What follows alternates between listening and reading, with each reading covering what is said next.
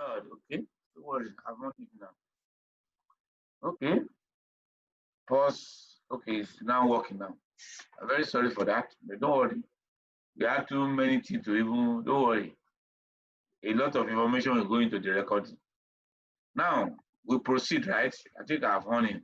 Please be helping me. You are the watchdog, Dr. Una. That's great. So thank you for that. So let's quickly look at characteristics of this chi-square. Hope we are getting it. Properties of this chi-square distribution. It is not symmetrical. We can see now. Symmetrical means that one half is mirror image of the other half. Ranges from 0 to infinity. So if the normal distribution itself is from infinity to infinity, infinity on the negative side to infinity on the positive side. Because you cannot really tell where a value will end on the positive side or the negative side. So it's actually ranging from infinity on both sides. That is normally, but a chi-square ranges from 0 to infinity. Now, skew to the right, we have seen that one. Total area under the curve is 1. Actually, all probability density function, the total area is 1. You mean just the same thing as the normal distribution. What we call probability density function is representing probability by graph, using graph. Because the probability, the total probability of an event occurring cannot be greater than 1. And when you now plot, it's representing. So this chi-square, T distribution, and this normal distribution, and many F distribution, they are under the category of what we call continuous probability distribution. And the meaning of continuous probability distribution is that you cannot actually know all the possible values. So you cannot calculate all the possible value, all the possible probability. You cannot calculate all the possible probability of any variable that follow continuous probability distribution. Let me give an example. Blood sugar. Do you know how possible blood sugar? It's not possible. Because you can have blood sugar 50 point, between 50 and 51 cells. 50.11, 3.90, 3.91, 3.71, infinity. So because it has decimal, it's for anything that's continuous, it is impossible for you to know all the possible value, for you to not even calculate the probability. Since you cannot know all the possible value, you cannot know all the possible probability. That is why it's called a continuous probability distribution. You cannot have a table that will show, this table show all the possible probability of a continuous probability distribution. Somebody is talking in the background. It's disturbing. Who is the person? It's from Diamond. It's from Diamond David. Let me mute. It's not Diamond. Okay, it's Deborah. Okay, Dr. Ogogore. Dr. Ogogore, welcome. So, it is not possible for you to know all the people, all the value in the continuous probability. The best way is to plot a graph. And that graph is what we call probability density function. Believing that the area under the graph is 1, a whole, we consider as 100%. It is easy to conceptualize with normal distribution because you can see, if you say the area, that is the total. It's just like we brought yam.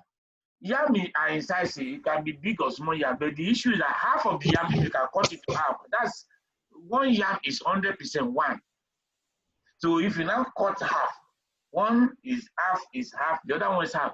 If you begin to divide it half, you can have 1 over 4, 1 over 4. So it's the same thing. If you consider the area under this graph is 1, and you say that the graph is bilaterally symmetrical, and one side is mirror image of the other. So this other side is half, this other is half. So that's not what we are teaching now, this normal distribution. But one thing with continuous probability distribution is that what you can do, you cannot know the probability of a particular value, but you can know the probability of a range of value. We'll talk about that later if need arises. There's the test Other characteristic, family of distribution. Chi-square, unlike normal distribution, standard normal distribution, is not one distribution. Standard normal distribution is one, is standard. In engineering, you will use the same thing in engineering, anything.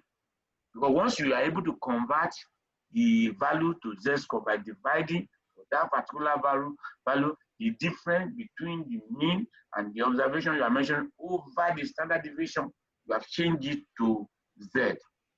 Here is the same anyway. The chi-square is not only one because it depends on the degree of freedom. As you're going to know later here, we explain further what the degree of freedom means and how it affects it. For chi-square, it's not 100% that the degree of freedom increase. It can increase with sample size, but it may not. It's not only for chi-square. It's not only sample size that determine.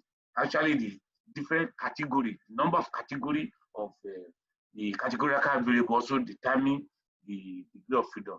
In addition to in fact, there's a category, number of category that determine the degree of freedom. It's not the sample size. Now, for chi-square, for categorical generally, it's not the sample size that determines the degree of, we're going to explain the degree of freedom. Then the test utilizes a contingency table to analyze data. That one is very simple because you're going to know that the chi-square is used to look for association between two categorical variables. I believe everybody knows the difference between quantitative variable and categorical variable.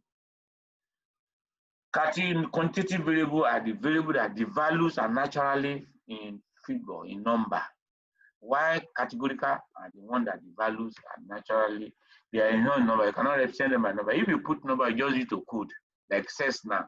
You cannot say what's the sex of the child here. It's one. No, it's either male or female. But we can say, oh, male 1, female 2, or female 1, male 2. That is coding. That's not the value. So, like ethnicity, all those things, they are categorical variable. Marital status, categorical variable. Oh, the different departments, categorical variable. So, the O&G, pediatric, this. So, anything that naturally is no number, like weight, like height, like blood sugar, like income, they are categorical variable, while the other one contain quantitative variable.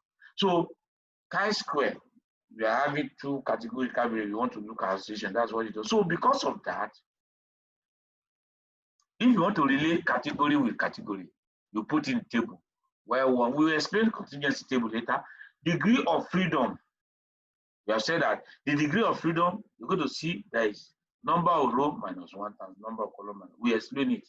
Now, contingency table. This contingency, what does it mean? Also known as cross tabulation, cross-tab, two-way table. What it does, what does it do? It presents distribution of two categorical variables simultaneously. That is, you have, okay, example is here. You have sex as a categorical variable. You have employment status as a categorical variable. The value of sex is male or female. The value of employment status is either employed or not employed. So you can see now, you put this one along the horizontal, the sex, and the employment along the vertical. So in that case, that is contingency table or two-way table. It's not 2 by 2. This one example we give it. The first example is 2 by 2. It says that there are two categories of one variable, and there are two categories of the other variable. So it's 2 by 2. But we just say two-way table. So one along the horizontal, along the vertical. Now, the category for one variable appear in the row, and the category for the other variable appear in the column. Each variable must have 2 or more categories. Each cell reflects total count of the cases for a specific pair of categories. What it says is that if you cannot have contingency table, if, like for example, now everybody is employed here, there's no employee, so you cannot, even though we are male and female, so there's nothing. Or maybe there is employee, no employee, all of them are female. You cannot have two categories. So at least you must have one variable having 2 categories, that variable having 2 categories. It can be more than, each of them can be more than 2 categories, but at least. That is why the simplest contingency table is 2 by 2.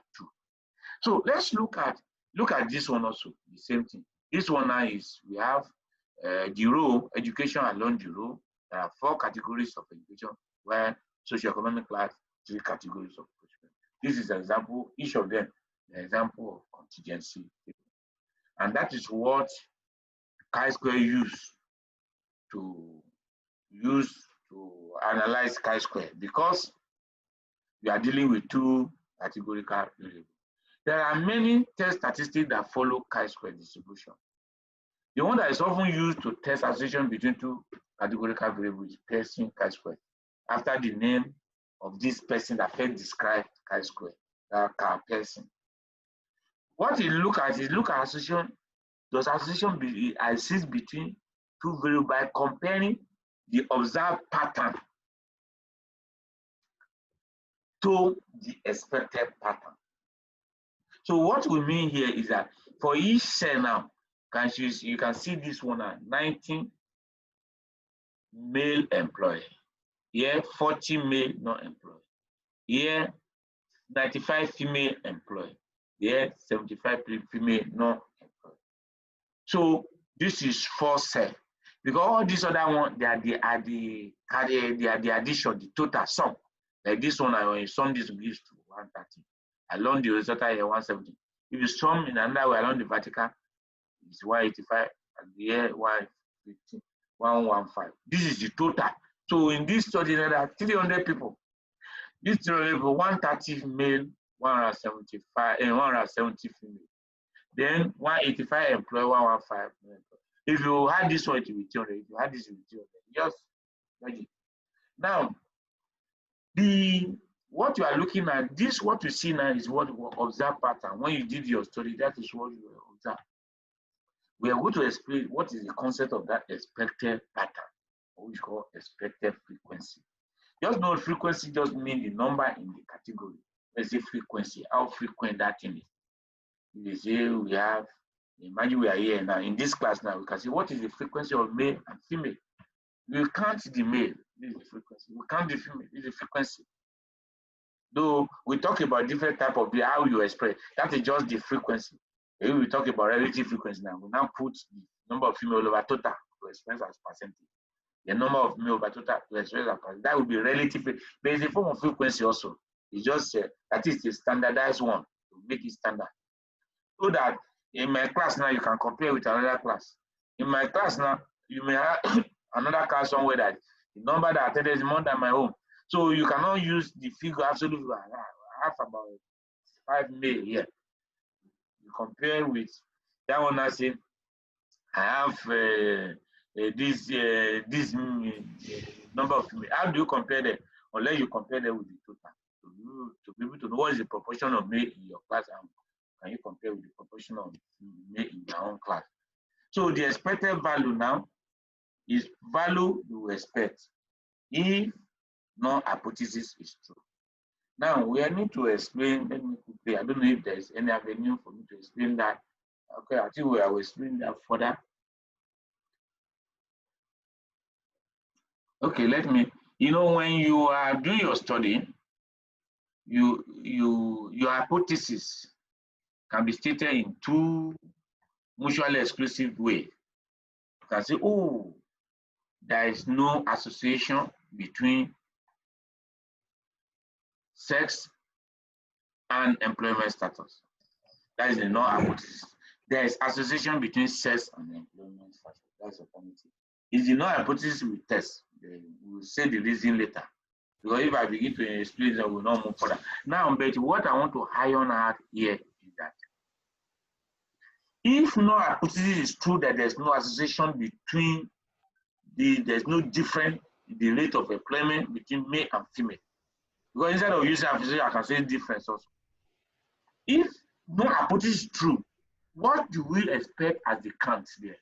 Because what we are seeing now, it is very clear. If we express a percentage now, it is very clear that male are more employed than female. Because if you put 90 over 130, it's bigger than 95 over 170. Because remember, we have 300 all. The 170 female are more in number than male. And out of the 130 male, 90 employed. Out of 170 female, 95 employed. You may be see that we have more of the female employed, but out of how many female? So from here now, it is clear from your study, from your summarization, that for your descriptive statistics that male are more employed. But if it is true that it's showing that the employment among the male is more, that's what it's saying. But if it is true, now it is true that there's no difference in the employment between male and female, what should be the count inside the cell, false cells? That is, those are the expected values. We'll talk about how you calculate it. Now, the different, just for academics, so that I just run through with the different type of chi-square. It's not exhaustive. There are some that are not even here. Pearson chi-square is what we usually use to compare the association between two categorical variables. Likelihood ratio chi-square, it does the same thing, but in a different way. Instead of using this one, you now use logarithm. Instead of, you're going to see, we are going to calculate both of them. The value are not usually far apart. The logic behind both of them, they are doing the same thing.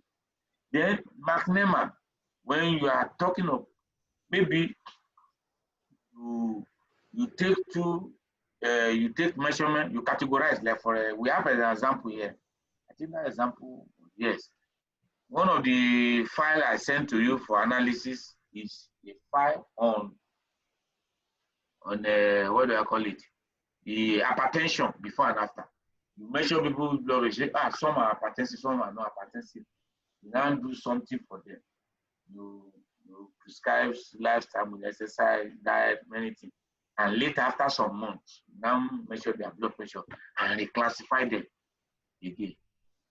So because it's the same people before and after, it's not two group of people you are bringing together and say you are classifying, you are comparing their blood pressure, whether they are hypertensive or not. It's the same people before and after. That's a pair observation.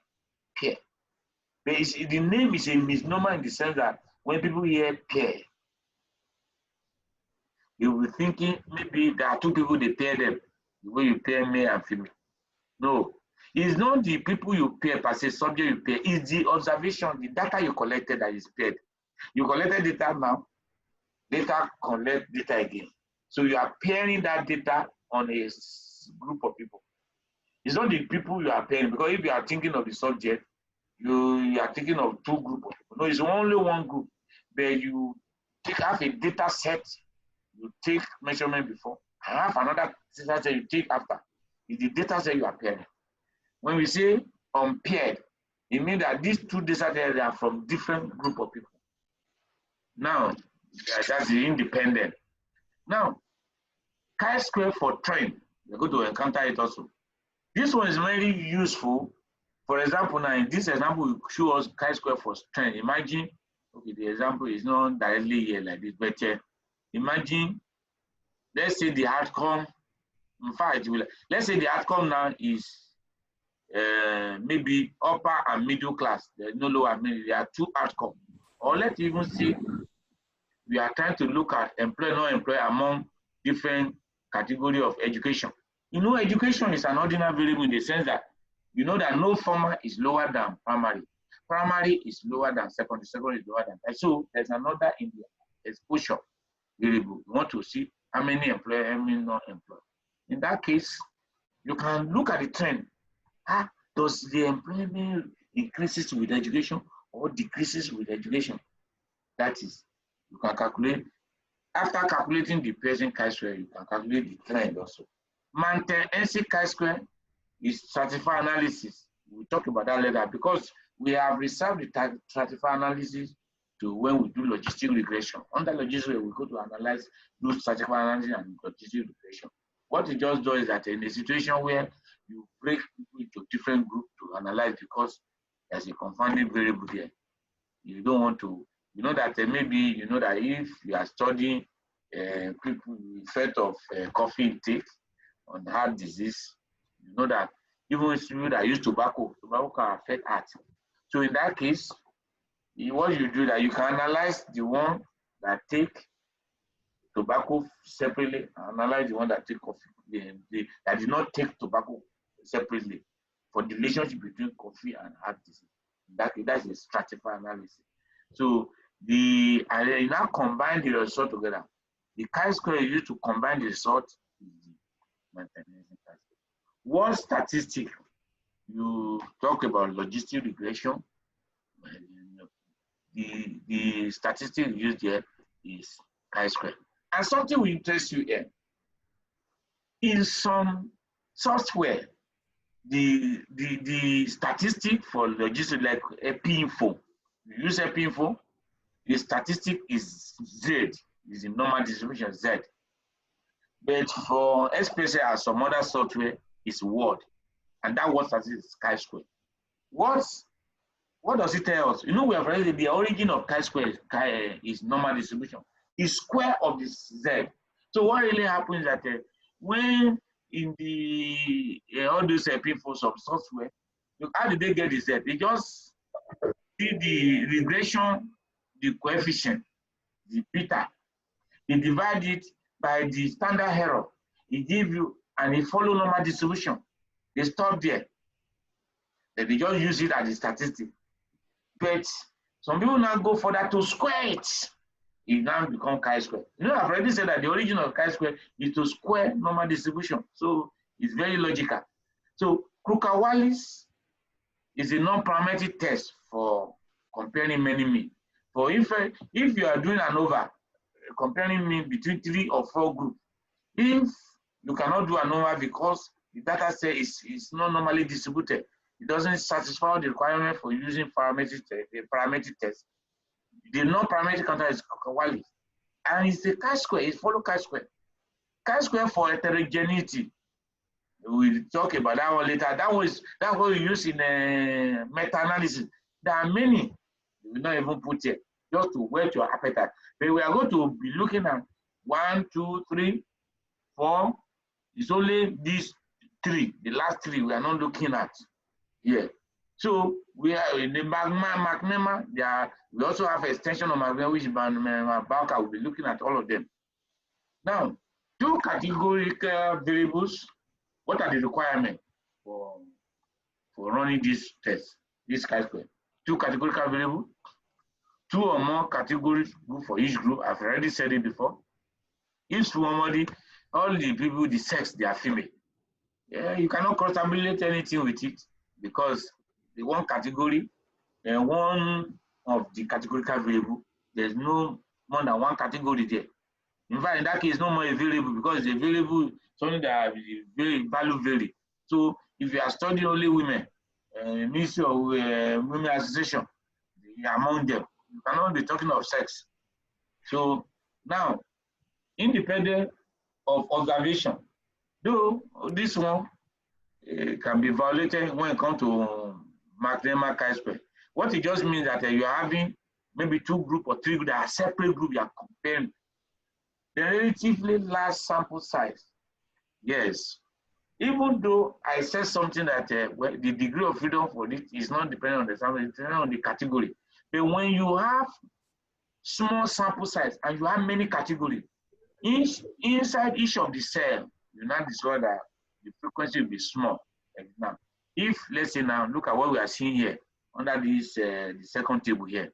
You see that if let's say the sample size is very small, before you know, you are seeing 0, a very small value in some cell, and it will affect your calculation. You're going to see the reason for not using chi-square when the chi-square is not valid. You're going to see. So you need, especially at least for the number of category for the categorical variable, you need high sample size. That's why in some situation you have to collapse some of these categories. Like for if there are some categories that are the cell, the number in the cell is too small.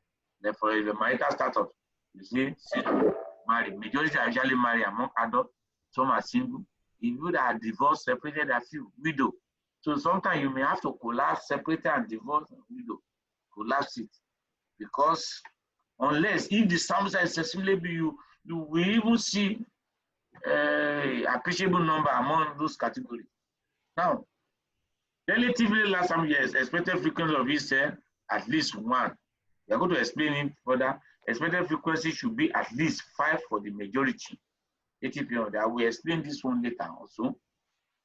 So let's quickly, we have talked about this contingency table now and the requirement for using this category. Let's see this degree of freedom. I see this picture. Or let me answer a question before we move further. Any question? Any question? Jane. Jane. Hello? Jane. Yes, I was trying to unmute myself. Okay, yes, yeah. Adebayo did not come back, right? Or you didn't contact him?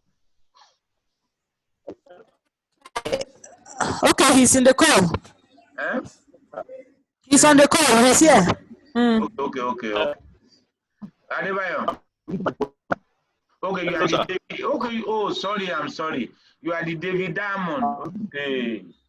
So I'm very sorry for that. Sorry. Yeah. Because I've seen a lot of things happening in this room before. Jane can testify. So some people just peep him, and sometimes, even the Zoom class also is good to, when you are in class with some people to know who you are in class with. So you can just log in, and we have been having that time. But that was, I would say, you should introduce yourself. When I was trying to, I was thinking maybe you refuse, but sometimes maybe you are not even at the computer. So I just log it out, because once I start presenting, I will not be able to say. I'm very sorry for that. So you're welcome. But I saw, okay. Okay, yeah. Okay, Thank that's you great. very much. Okay, welcome. Thank you very much. Okay, So, you have sir, yes, sir, because I was trying to remember that, we were talking about the observations and the expected. There was a way you explained that expected. I don't know if you're coming to it, Abby. I remember it, but I'm still trying to recollect how you did it. That is how the expected would be. That, you were talking about with the null hypothesis, which, okay, that's the hypothesis saying that there's no.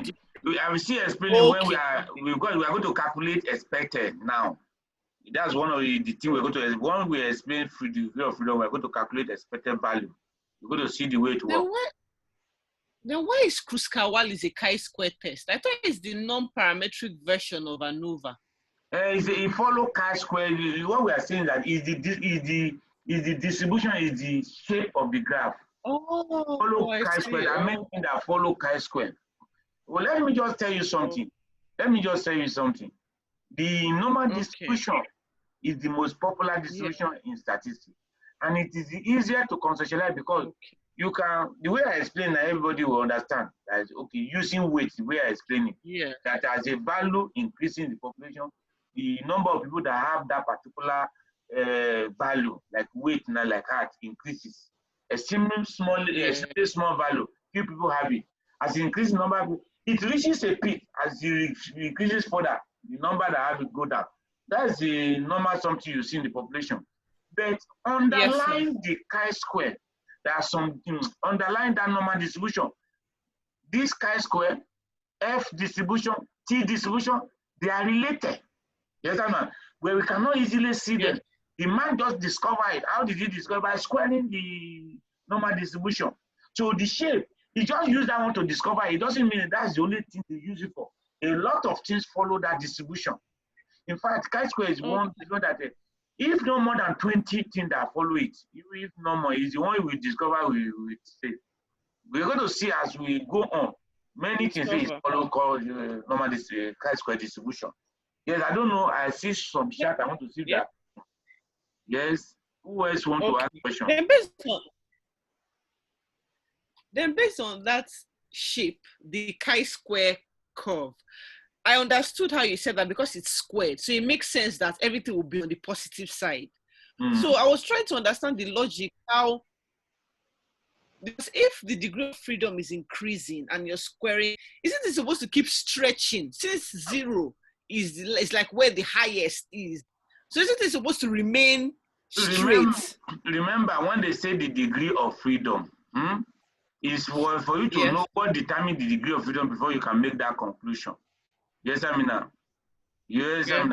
So in some situation, the sample size, but strictly speaking, in if sample size contribute to chi-square for categorical variable. In fact, it is the sample size can only contribute to the degree of freedom to the extent to which human being manipulate it. What determines is the category of the number of category of the categorical variable you are using. For example, now, if we are talking about, we are dividing us into geopolitical zone. We have 6 geopolitical zones in Nigeria. So, and the degree of freedom for that geopolitical zone will be 6 minus 1. But the same number, if we are talking of our sex now, even if all of us we are 1 million, the degree of freedom will be 1 because we have 2 categories, male or female. I don't know if you understand me now. So if you are cross-tabulating geopolitical zone and sex, what determines the degree of freedom is the number of categories of each of them, because you examine now. That's so. But sometimes, if the sample size is very small for that category, we may collapse the category. Do you get the picture now? Unlike when we are talking of tests and when the degree of freedom for quantitative variable, because in quantitative variable it is believed that sometimes you have unlimited possible number of value. So it will be the sample size minus 1. We are going to explain that degree of freedom later. But the degree of what it just does is that the degree of, for each degree of this freedom, the shape of the chi-square is different. That's what you should just know. We are still going there. For each degree of freedom, the shape of the chi-square is different. I think What did you call the chi-square? What did you say? Continuous probability. You call the chi-square distribution a part of the continuous probability. Okay, now. Call it the continuous. Yes. Okay. Why? Okay, now.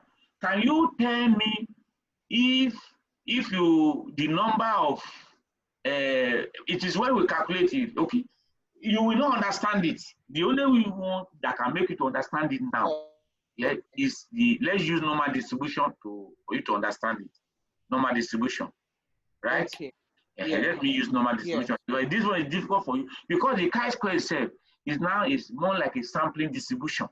You know, in inferential study, we talk about sampling distribution.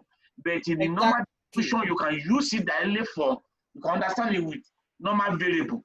What we're saying like now, blood sugar, can you tell me possible number of blood sugar you can have? Because if they have, if they ask you now, how many ethnic groups in Nigeria? There may be plenty, but you can still count them. You can count if you do our research. You can say these are the number of ethnic groups, even in the world. You can gather it. So for the categorical variable, geopolitical zone in Nigeria now, we are 6 categories, right? If we talk about states, we are 36 plus FCT, make it 37. Do you get the picture? Yes, sir. You can count it, but when they say blood sugar, somebody can have 60. You mention your blood sugar is 65, another person is 60. You won't say that between 65 and 60 there are 4 values. Will you say that? No, because between 60 and 61, you can have 60.109. You can have 60.99. You can have 60.78. Infinite. You get the picture. So for quantitative variable, the possible value are usually most of that infinite. There are plenty. You get the picture now. So and when you want to calculate probability, you have to say, okay, this is the total number in that category, and this is the number that has this value. Even though when you do your study, you can say, oh, this is the number that has 61.2 blood sugar. Then can you tell me how many possible number of possible value of blood sugar to serve as denominator? Can you tell us? But for sex now, you say, oh, all of us we are this, and this is the number that have that are male or female. Do you get it? So those are discrete probability distribution. But for continuous probability distribution, for continuous variable, you cannot really calculate how many. So don't let us go into that now because we are not treating normal distribution. Because if let's say we are treating normal distribution now, I want everybody to go and watch the video on probability and normal distribution. It's well explained there. Go and watch it. It's well explained there. This concept we are talking of, why the probability distribution issue. So I think we proceed. Any other question? Let's proceed. Please, if there's question, please don't hesitate to ask question, please, because it will make you to know where people are listening. Because sometimes I try to explain something, I don't know, maybe I'm over explaining. Yes, somebody is talking. Somebody is asking. Okay. Yes, David. Go on. Yes, sir. These are you allow me log in my laptop. My phone is so this is breaking. Is your machine is breaking the voice? Maybe if it's not long, can you type it? If it's not long, we cannot hear you. Your voice is breaking. I've sent you a chat message. Okay. Yes. Okay. Okay.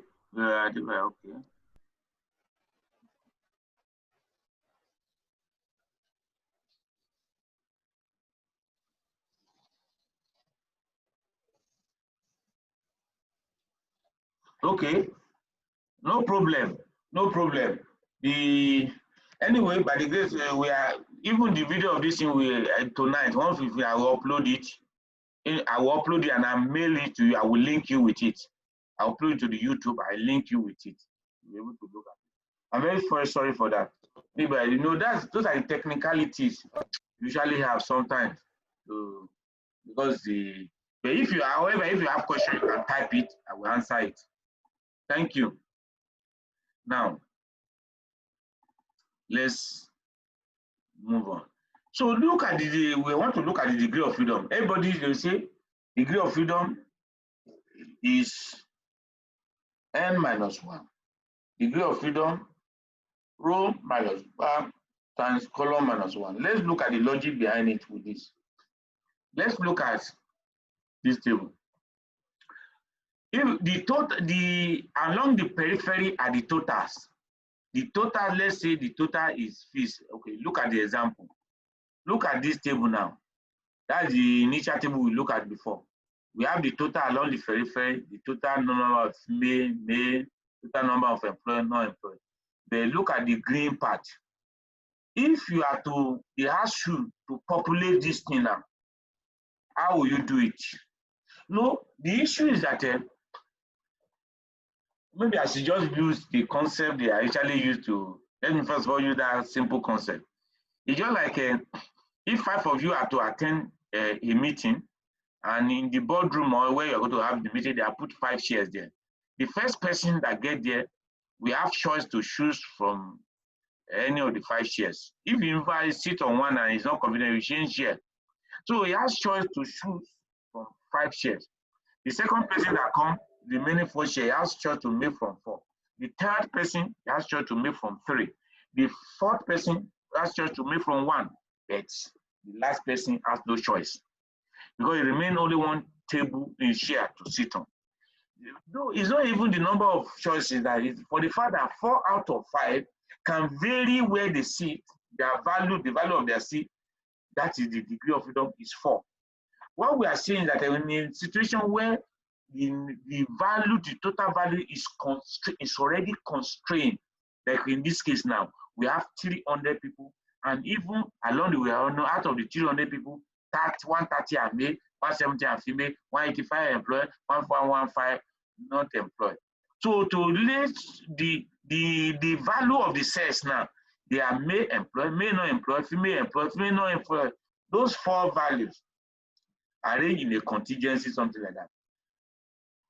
How many cells is free to vary the value? If you look at it, if I'm to remove this value now, okay, which we can actually do, which I can actually let me share the. No, I want to go to, yes. Let me move to that. I want to exit presentation mode. Before we can see, we can still see. Let me zoom it. I want to do something together here because I like being practical about this. I think it's Zoom. Where's Zoom now? Yes, sir. Yes. Yes, where's Zoom? Now, if I'm to remove even this value, can you see now? So how many of the 4 cells can you decide? You have to make sure that you don't go below the total, will not go below or above. The total will not change in any way. All these total around it, 130, 170, 300, 115, 185. None of them change. But how many cells can you give a value? You may not necessarily give the value that was there before. How many cells can you decide to even change? I want to change the value. How many? Can somebody try? Tell me. Okay, 4. You can change 4. Okay, if that's the case, give me a value now. Give me a value. You want to say you want to change? 30. 30, So you say 4. Okay, give me another value. Since you say that you can change 4. 100. What we have just done so that we don't waste our time. When you put 30, the total is 130. 130. Automatically, this will be 100. Here, the total is 185. Automatically, what will be here will be 155. Yes, I'm not. And once you know this is 155, you know this one, you will know this. So in this case, now that's why the number of degree of freedom for this cell is the red one, which is, it doesn't have to be the number 1, but we just say that one of the cells is only one that can vary its value. It can happen, it can be this one. Here, 30 can be here. But the issue there is that once you know one, you know the rest, because the total is already fixed. Does it make sense? The degree of freedom here is 1. And the logic behind it is that the first row, you have to calculate the degree of freedom for each of the category. The degree of freedom for the sex is along the row. How many rows? 2. So in between these 2, and the total is there. You can only vary one. This one can change the other one. If the total is 185, whatever you put here, once you write the A, that A, this one automatically you cannot change the value. Does it make sense now? The same thing, we have the employment status column. There are 2 columns. When you put something in one of the columns here, automatically the second one. So the degree of freedom for the row is 1. The degree of freedom of the column is 1. Since they are together, the 1 times 1 is 1. That is why the degree of freedom is 1. So that's why that's a row minus 1 times column minus 1. I don't know if it makes sense. Okay, now understand. Because once you put 1 in just one of the cells, yes, exactly. Yeah. Oh, I now understand. Okay, you understand now. Okay. Yeah. So which value was here before? Come and revisit it. Which value was here? Anyway, you know it. I think it was 75 something. This one was? No, this was 40. This was 40. 40, 75, yes. 75. Yes. So let's move to the next one. So I still want us to look at it because I want you to get the logic. Now, look at the degree of freedom of 2 now. Can you see it's 2 cells we put here? Now, once if you are moving along the horizon, the column now, there are 2 columns. Of course, when you know that you fix one, the other one is fixed. But there are 2 rows. These 2 rows, you cannot get, if you choose one, unless you vary the second, you still have liberty to vary the second one. It's the 3rd one because the total is there. The 3rd one, you cannot vary. So in this case, now you can vary 2 cells along this, because there are 3 rows, you can vary 2 out of the 3. There are 2 columns, you can vary 1 out of the 2. And 1 times 2, making 2. That's why the degree of freedom is 2. So that's why they say number of row minus 1 times number of column minus 1. So actually, whenever something is fixed, you can vary everything until the last one. You cannot vary. Do you get it now? Until the last one. It's the same thing. The only thing what I just did here is to say for the degree of freedom of 2, that it comes in 2 ways. It's either you are having 3 row, 2 column, or 2 row, 3 column. Yeah, the second one now is 2 row, 3 column. It give you the same thing. So if you go to the next one, degree of freedom of 3 now. Degree of freedom of 3. No, I have realized what it means to have kids at all. The people are still children, eh? Somebody is Balogun, Dr. Balogun, yeah. Okay. No, what? Which one is giving me? Sorry. The next, okay. Yeah. Can you see the degree of freedom of 3 now? Can you see? In this case, we have 2 rows. So the degree of freedom for the row will be 1. We have 4 columns. The degree of freedom will be 3. 3 times 1, that will be 3. Another way it comes is to say, just like the way we did the other time, you can say 4 rows, 2 columns. Can you see? 4 rows, 2 columns. 2 rows, 4 columns. That's the way the degree of freedom of 3 comes. Let's see, move further. Can you see the degree of freedom of 4? It comes in 3 ways. Can you see? In this case now, 3 row, 3 column. Can you see? 3 row. The row will be 2. For the column, the degree of freedom will be 2. 2 times 2. So the 2 times 2 is just a way of so that it's mathematically correct. You can see physically that until you are able to fill all to 4 sets, there's no way the other one you can automatically generate the rest from the total until you are able to fill 4 here. So the degree of freedom is 4. And it can come in this way, maybe 5 row, 2 column, or 2 row, 5 column. Then this one, this is the degree of freedom of 5. It can come in form of, look at it, 2 row, 6 column, 6 row, 2 column. Those are different ways that one can come. The degree of freedom of 6. Can you see? Can you so see 4 possible ways it can come? 4 rows, 3 columns. Can you see? This one, it can be 3 rows. How many columns? For you to have 6, 3 columns. Can you see 3 columns? That would be 2 times 3. This one is 3 times 2. The same, 2 times 3, 3 times 2. Then here, it may be 2 rows, 7 columns. Can you see? Or 7 rows, 2 columns. Those are different ways it comes. I think that one has explained. I don't think you have issue with it, at least when it comes to categorical variable now, with understanding the degree of freedom, the value that is free to vary.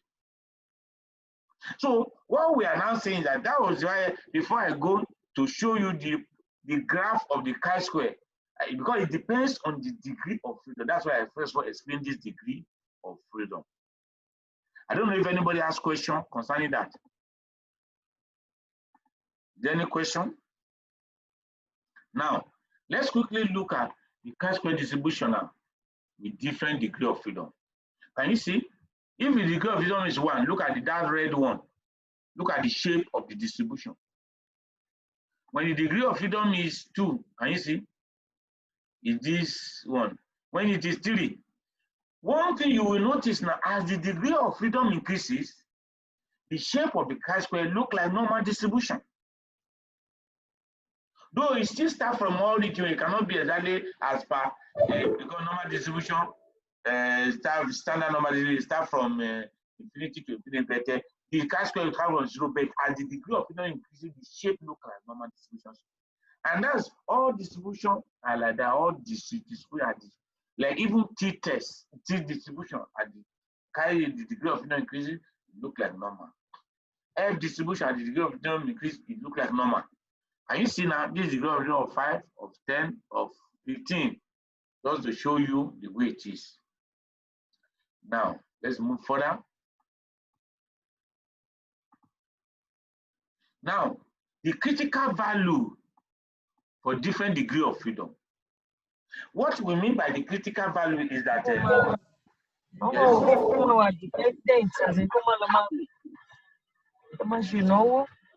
Must take somebody in the house. Sorry. So let's look at the critical value. What is the critical value per se? Though we still look at it. The critical value, I usually know when I want to explain this chi-square, anything about it, it will make it easy for you to even know where it's coming from. If you remember, when we talk about normal distribution, you know, because normal distribution is the basis for hypothesis test. Okay, there's nothing, because I even opened that something now. No, I open it to go and explain. I will still go and open that slide to explain the slide on probability and normal distribution. Let me just use 16 because it's very, very important for you to understand this critical value issue. Yeah, I don't want to drag too much. These are the slide there on the something. Go and watch the slide also on the net there on the website. Let me, what I want to use to explain. Okay, look at this one.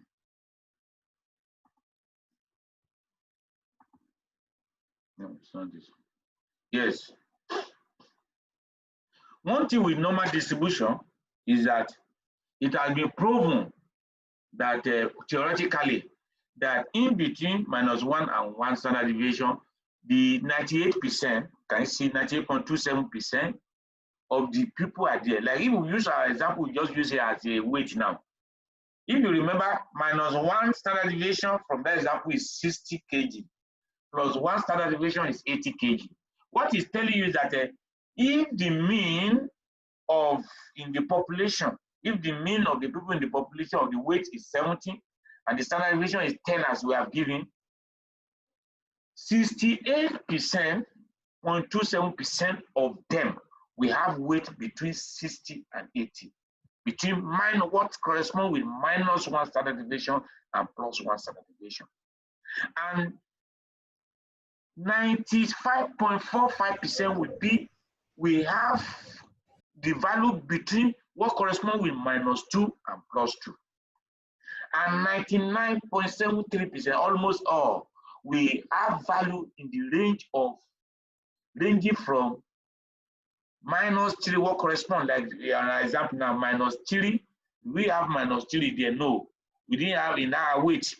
If let's say we have put 40 kg, an adult weighing 40 kg, you know, it's very rare. So in the -2, 3 to +3 and 100 kg, almost all will be there. But the researcher, where I'm going here, the researchers, they are not interested. If you look at it between -1 and -2 and +2, is 95.45%. But the researchers are interested in the middle 95. Just choose 95. Let's the other extreme end be 5%. So that would be 2.5, 2.5. And if 95.45 corresponds to -2 and +2, what will the middle 95? It will not be up to -2 and +2. It will not be up to that. It will be right. That is actually 1.96. That's the origin of that 1.96. And when you say, and that is, you know, when you now set your level of significance to be the problem, because all this thing now, it is assumed that we have talked about inferential statistics, introduction to intervention, where we talk about hypothesis testing. So I would love you to go and watch the video on what we have done on that one. You will see that the 5% level of significance you choose, the probability of you committing type 1 error, or the probability of the difference you are seeing is just by usually set arbitrarily as 5%, believing that 95% is okay. But the issue there is that the level of confidence you have in the result, which is 95, you add it to 5% is 100. So when they choose the middle 95, they are telling you that the number between anything within the 95 is okay. But once it's beyond that 95, anything outside that 95, middle 95, which is entering into a 5%, that 5% outside. If it's 2.5 or 2.5, that will be your significant level. What I just want to emphasize here is that the distance from that 0 to that place where you have that where the 95% reach for standard normal distribution is 9.5. 95, look at it, 9.5 for normal distribution. So where I'm going now, for chi-square distribution, this corresponding value, that is the corresponding value that mark 5% out, differentiate the 5% from the 95%. That is the critical value. That value here is 8 for degree of freedom 1. You know, standard normal distribution, there's no, because it's believed that the degree of freedom is infinity. So that one is just one, doesn't depend on the degree of freedom. But this one, each degree of freedom has its own curve. So for the one that is degree of freedom 1, the critical value is 3.84. It is when your value you calculated is above. So we are talking about that later, but just know the critical value is 3.84. So the critical value now depends on the degree of freedom. For the degree of freedom of I think which one is the 6, the critical value is 12.59. Look at it, as you can see now, as the degree of freedom increases, this thing is looking like normal distribution. The critical value changing also will change. Because if you look at it, the area under CB, for you to now get maybe 5% on this side now, you have to move further. But whereas this one might have gotten 5%, but if you have another one that is more, it will go like this. For you to get more, that you have to move more along. So that is that. Now, the table, look at the table now. This table, what is showing the critical value table for theta? Look at this graph now. It's showing the alpha, which your level of significance, we may serve as 5, you can serve as 1%. But this other one is the 1 minus the 1 minus alpha. If this one is 5%, this one will be 95. So look at it now. Look at the green aspect of this table now. It's showing the 95. So if you show 95 level of confidence, that shows that your level of significance is 0.05. Look at it here.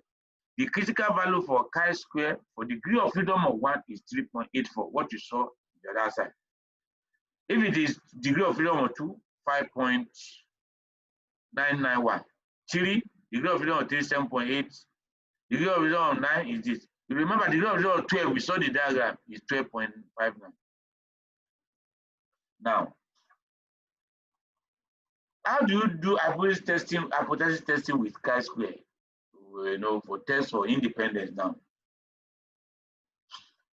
Now, what you are just saying, okay, for two groups now, you want to compare the maybe the proportion between the two groups. You state your hypothesis in just two different, it's the same thing, but you are saying mutually exclusive way. Non-hypothesis, which is a substitute 0, is variable 1 is independent of variable. That's still independent means that it doesn't determine it. Because if you say sex determine employment status, that shows that your employment status is dependent on sex. But if there's nothing to do, there's no association between sex and employment status, you can say employment status is independent of sex. But this one we say employment status, the alternative hypothesis say the employment status is dependent on sex or association between sex and employment status, or there's no association between sex and employment status. Now, what I told you, I said this chi-square, Pearson chi-square, they're trying to look at association. What he just tests, I have said initially that is try to test the difference between the observed and expected. No, we talk about observed and expected, but we are going to see how you calculate it. The observed is what you see in your study. The expected is what it should be if there's no difference between the two groups or there's no association between the variables. Now, we still come back here because sometimes you're explaining a formula without basis. We'll come back here. Let's look at the way this thing works. When you see the way you calculate the expected, you understand it very well. And I put the formula forward.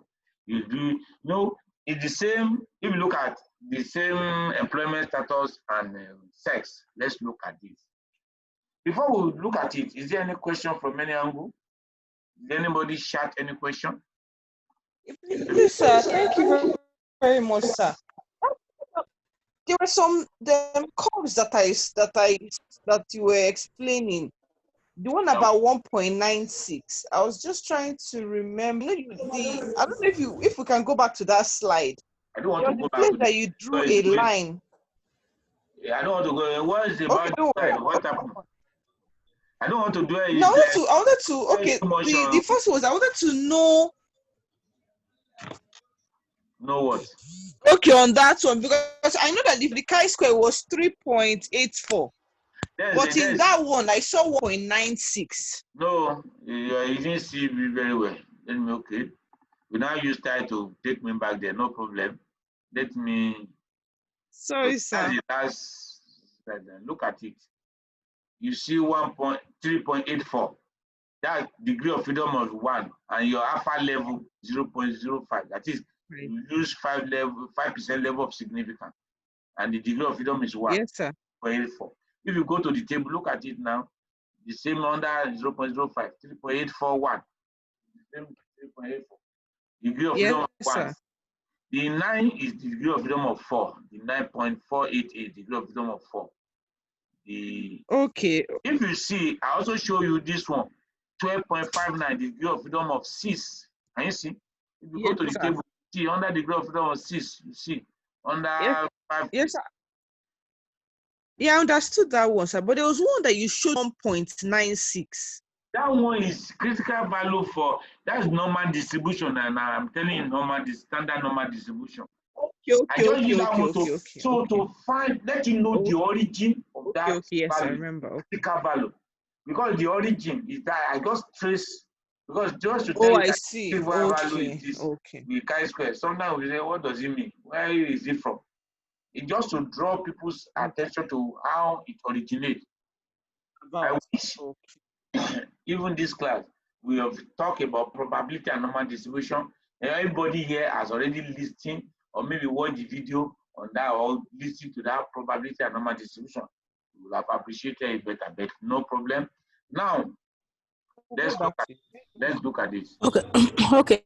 Sorry, sir.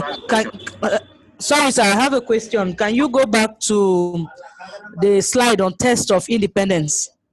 Okay. Is it this one? Yes, sir. Go over this explanation again. Okay. What I say here is that you remember also under our lecture on assumption of using assumption and an hypothesis test. We talk about the different type of tests and the logic behind why we use these tests. We say that chi-square is for comparing proportion. That is, you have, it can be between 2 groups or 3 groups or 4 more groups. But the issue is that what you are comparing, like urban-rural, you say prevalence of anemia. Prevalence means percentage. Yes, I'm not. Or let's say prevalence of teenage pregnancy. Among all the teenager girls, how many got pregnant? So if you look at it now, is pregnant or not? Get pregnant, yes or no? Teenage pregnancy, yes or no? That is a categorical variable. So you will try to look at the proportion percentage that are pregnant in the rural, percentage that are pregnant in the urban.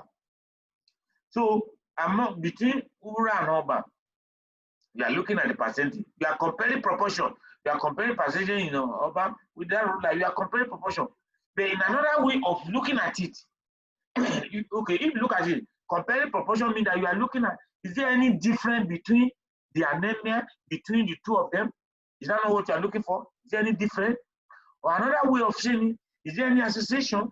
How do you say that? Because the association between the location and being having teenage pregnancy, the location is the group variable, which is the urban rural. So that's why they also say that chi-square look at association between two categorical variables, because it's actually look at proportion between groups. I don't know if you understand me. It can be 2 groups or 3 groups or 4 groups. But the issue is that even that variable which is serving as the group is a categorical variable, no. Because the location, rural, urban, is not a categorical variable. Oh, group belongs to rural, urban, location. Even if they are say rural, urban, semi-urban, 3 of them. Its location is categorical variable. So you are looking at association between the location and whether they get pregnant or not. In that case, association between 2 categorical variables. Or you say that, why you say comparing proportion, because that proportion is the outcome variable. And that is why a stating hypothesis, there are 2 ways you can state it, say different or association. When you are using the word association, you are just stating, is there an association between 2 variables, between location, where you live, and whether you get pregnant or not. That's, you are looking at association between them. That is there an association? No association, we say no association. Alternatives, alternative hypothesis, we say there is association. Can you see now? But another way of looking at it is that you can say, well, which one is the outcome? Which one is exposure? Because there must be outcome. When you are looking at association between 2 variables, there must be one that is lead to the other. Which one lead? We say, okay, it's location that lead to whether somebody get pregnant or not. So the location is the exposure. The outcome is the getting pregnant or not. In that case now, if you now want to use the word different, is there a difference? You will not say, is there a difference in the location between, someone may say, but it doesn't make sense. You see, the outcome variable is the difference you're looking at. Is there a difference in the rate of teenage pregnancy between the urban or rural and semi-urban? In that case now, you are looking at difference in the value of the outcome, which is the teenage pregnancy, between the value of the exposure, which is urban rural. Does it make sense now? Is it clearer? Yes, sir, it's still a hypothesis, both the difference and association. Yes, it depends on the way you. No, some people will come. They can still be said using the null hypothesis and the alternate. What do you say? Yes. You can see the yes now. Look at it now. Both the association and the test of difference. Yes, the only thing there, some people come up with a test of difference, whatever, but it's the same statistic. To me, I don't say, because if you are talking of association, even when you are talking of association, something may lead to the other. One thing, you can only go, you have to look at the relationship between the 2 variables. One variable may serve as exposure here now. It may be an outcome for another relationship. Like this issue of location and teenage pregnancy. You say, okay, location determines pregnancy. So the economic status may determine your location. It's people that have money, they will live in high brows area. The people that are in the city now, people that are in Abuja, people that go to Asokoro, all those, the high socioeconomic, they have money, they buy house there. Why if some people, if they don't have money, they go to far remote area to live. So in that case now, the location is an outcome to economic status. You get the picture. Sometimes also, the economic status also can maybe, it depends on the relation you are looking at. It may be an exposure where the location is, economic status may be outcome of location. Because if somebody is living in a particular place that things are not working, he may become poor. And if somebody is looking at a place where things are working, they can become rich. It depends on what you are looking at. But past time, when you are looking at either association or whatever different you are looking at, you must be able to know which one lead to which. And that is why when you are doing your study, they will ask, what is your outcome measure? Because actually in research, when you are answering research question, That your research question is about your outcome measure. What you want to, somebody have body for, the way the teenager just get pregnant. That is, that is the research question that the person want to find solution to it. Of course, if that's the case, you will be looking what are the other factor, other variable will be studied. You have to be studied variable that lead to that thing. That he will not concern as himself or herself with variable that one lead to. Well, you can talk about what teenage pregnancy may go and lead to the consequences. They may go and do abortion and die. But that is when you now want to solve issue of want to provide solution to teenage pregnancy. The abortion, either they have abortion and die, does not solve it. What solve it is for you to identify that factor that will be serving as exposure to teenage pregnancy, which is your outcome. When you can identify those factors, you now give recommendation that if you do this thing about this factor, the problem will go. Can we proceed? Can we proceed? Jane, can we proceed? Yes, sir. Thank you, sir. That's great. Jane, I've even asked Jane that took me to that place. Yes. Yes, we can proceed. This is very clear now. Yeah, that's great. Now, look at this table.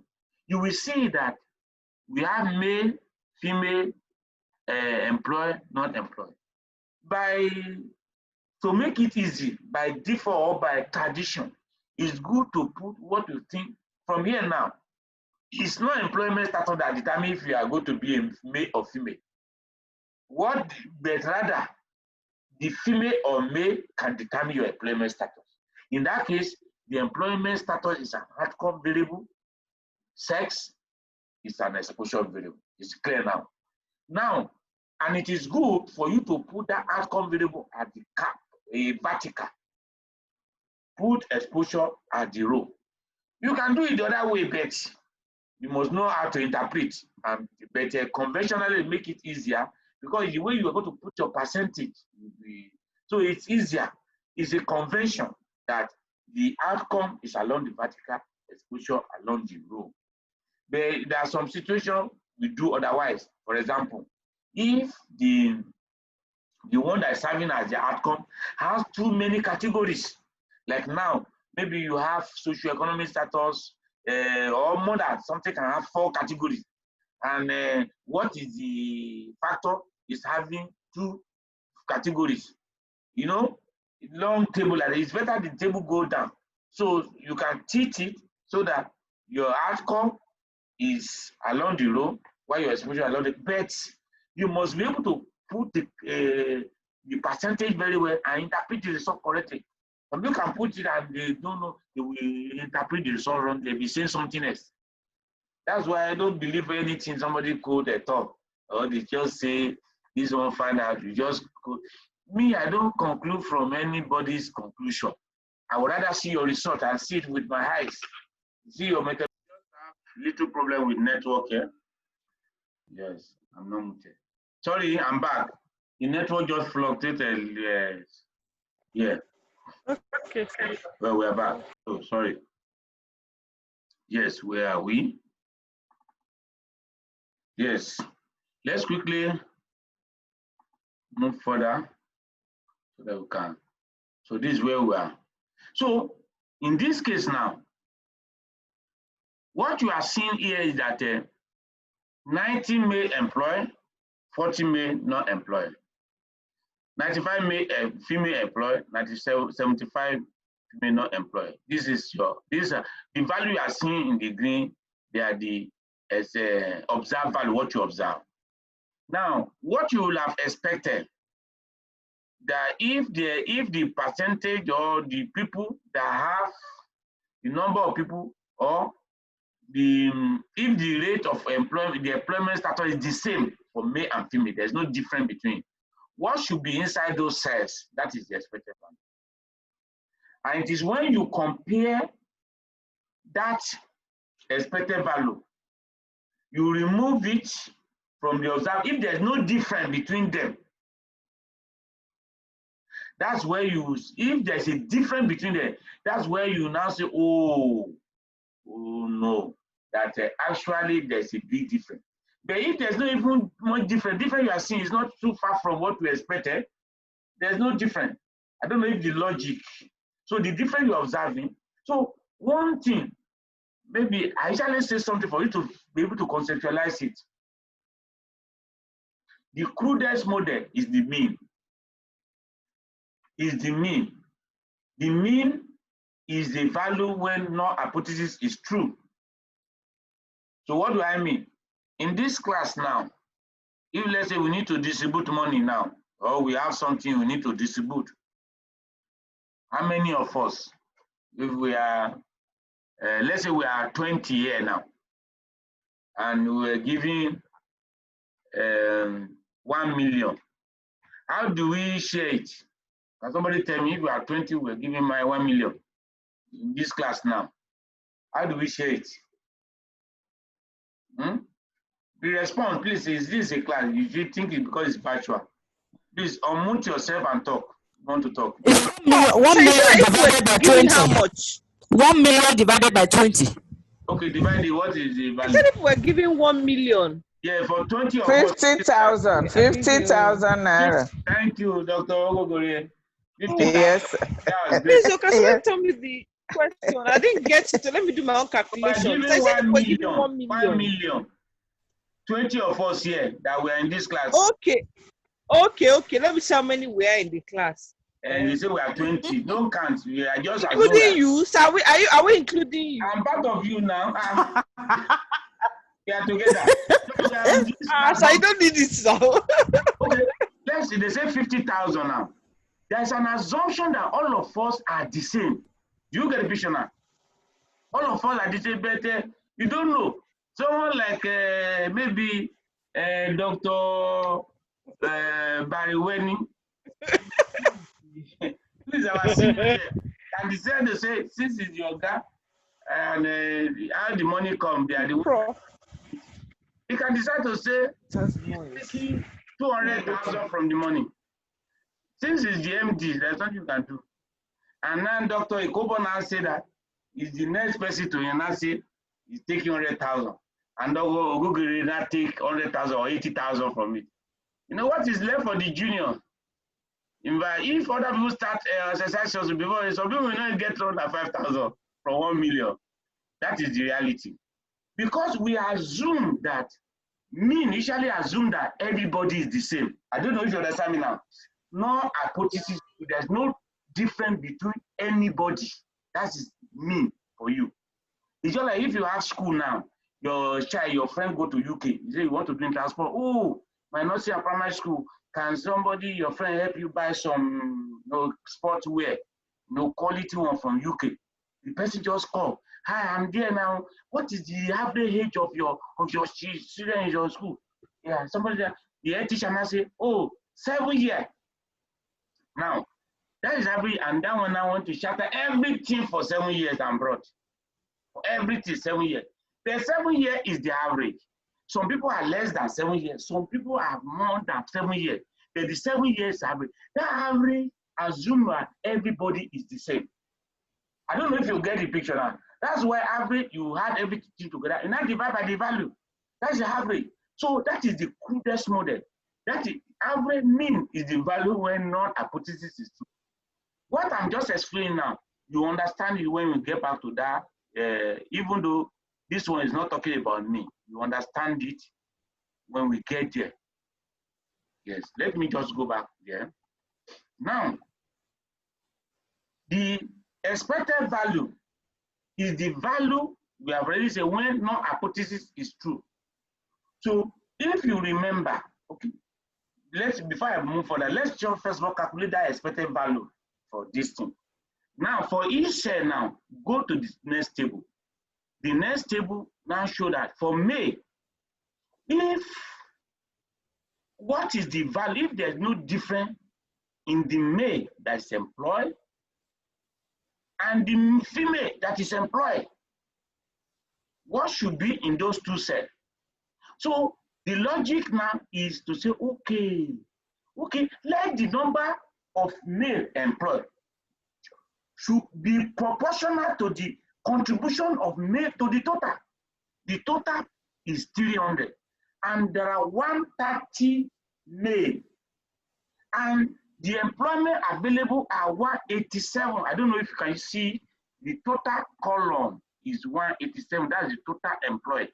The total employment available is 185 rather, and there are 300, and may contribute 130 over 300. So we now say 130 over 300 multiplied by the total employment available. So it should be 80 male employed. Then female should be total contributed by female 170 over 300 times the total employed, which is 185.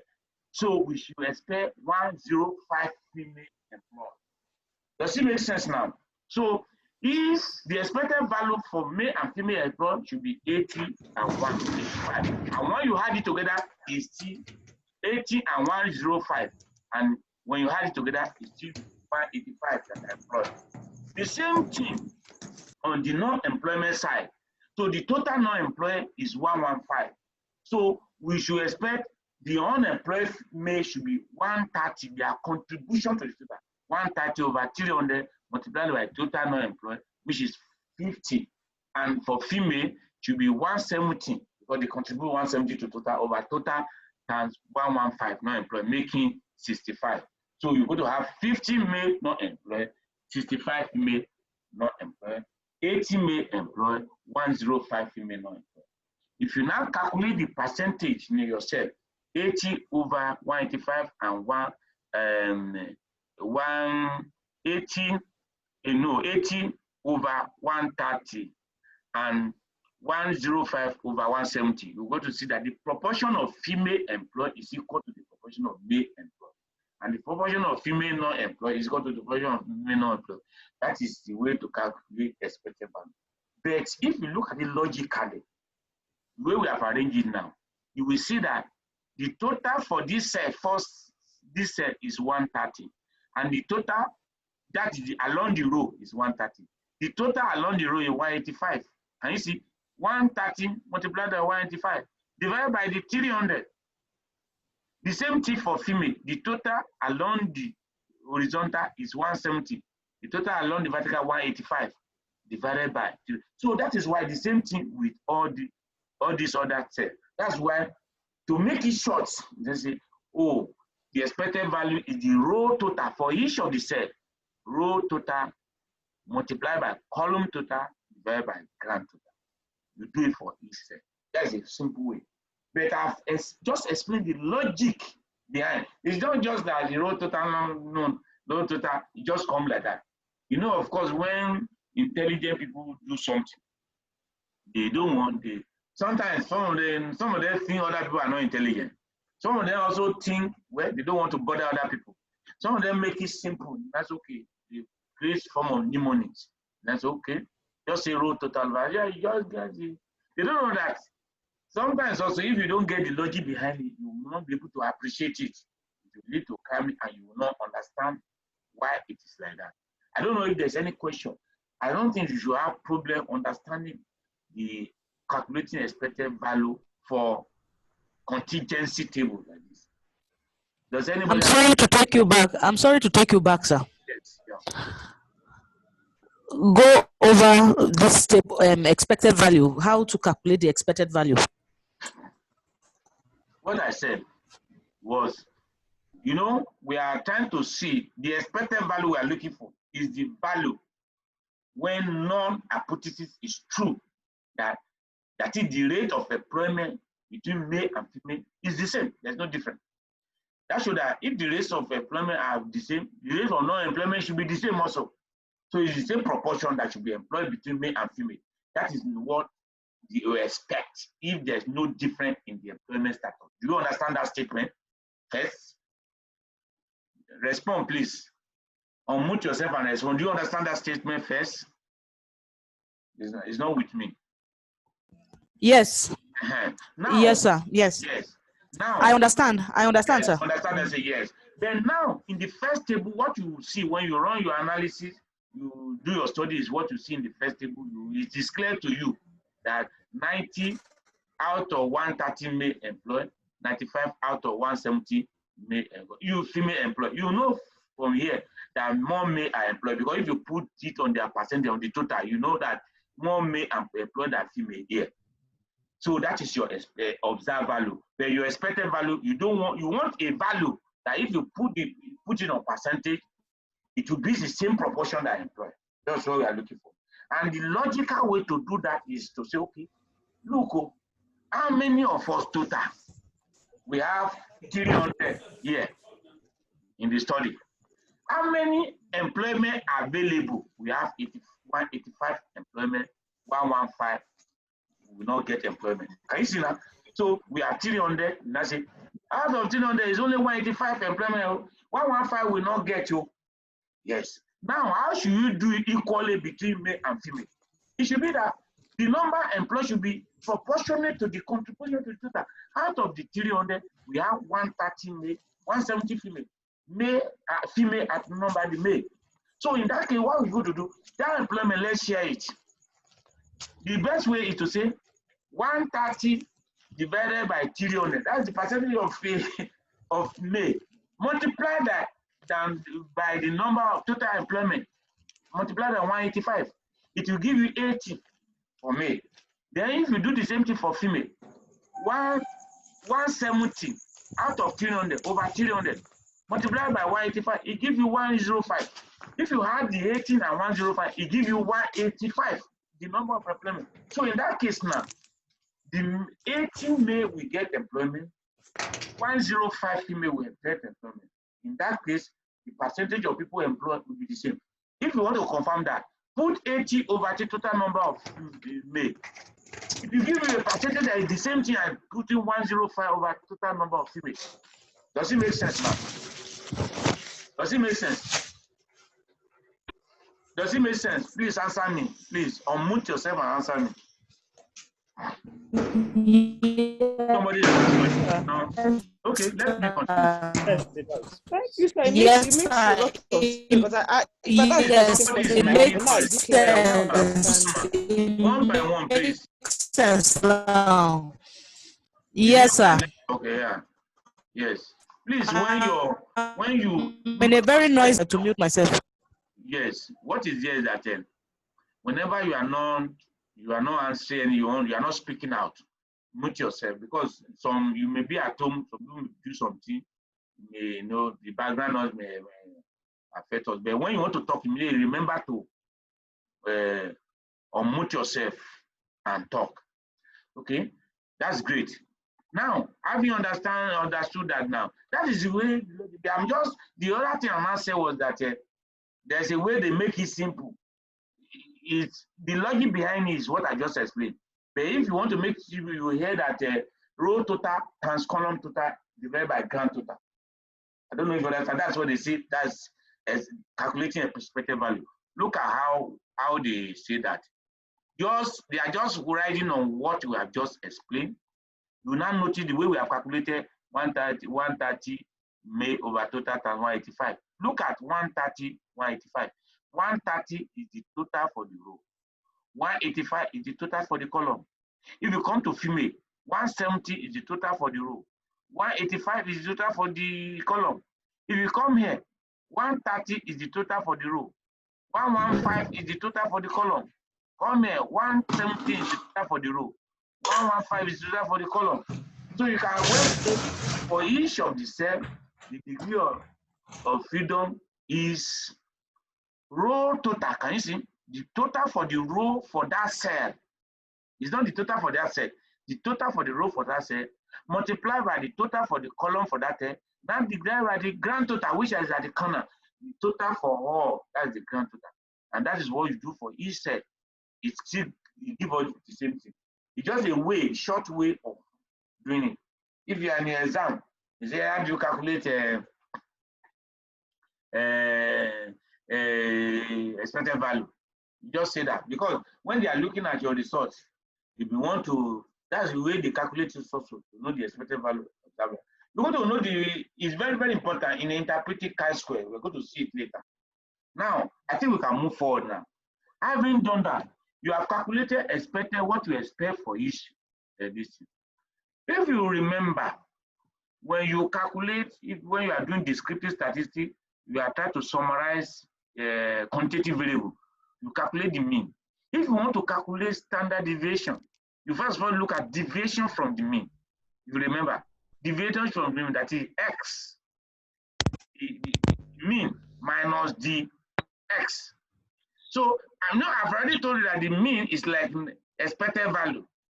The x is the individual value, observed value for individual. The expected value you expect that person to have, if let's all of them have the same, everybody is the same, that will be the mean. So the deviation is x minus observed, expected, rather observed minus expected, x minus x squared, s bar. You now, can you see the deviation which you square? It's the same thing here. So knowing, you will see that, let's look at the trend of the expected and observe for each cell. This is cell 1, cell 2, cell 3. When you say A, B, C, rather, A, B, C, D, that's where it is. A, B, C, D. A, B, C, D. The first cell, the observed is 19. Expected is 80.116. Can you see? Because this 17 is an approximation. It's 11667.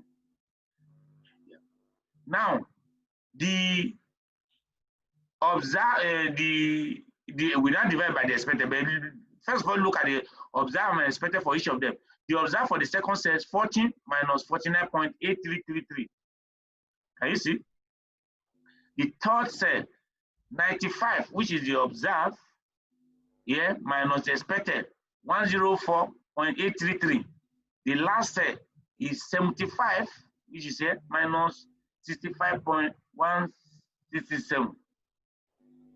Before you notice something, before you square it, I put the value here. Can you see? Can you see the value are the same? The value for all of them are the same. Can you see? The difference between observed and expected. Can you see? Please, I want somebody to respond. Can you see? That the Yes, sir. Yes, sir. The difference between the observed and expected. But he just calculated that in this case, they are the same. In some situation, they are not all the same. Two will be the same. Two, at least two will be the same. Two will be, half will be the same. Half may not be the same. Or two in pair. Okay. Sorry, sir. How are they the same? Look at the second row and the difference between the observed. When I'm seeing some. All of them, you are seeing 9 point. The only thing that make them different is the sign of minus or plus. 9.883, yes. 9.883, 9.8833 rather, 8.833. All of them are the same. I don't know if you are getting what I'm saying. Yes. Okay, I get what you are saying. They are the same, but the same. Are different. Yes, but sometimes even if they are not the same, two will be the same. Two pair in pair, because you cannot even have contingency table that is even number.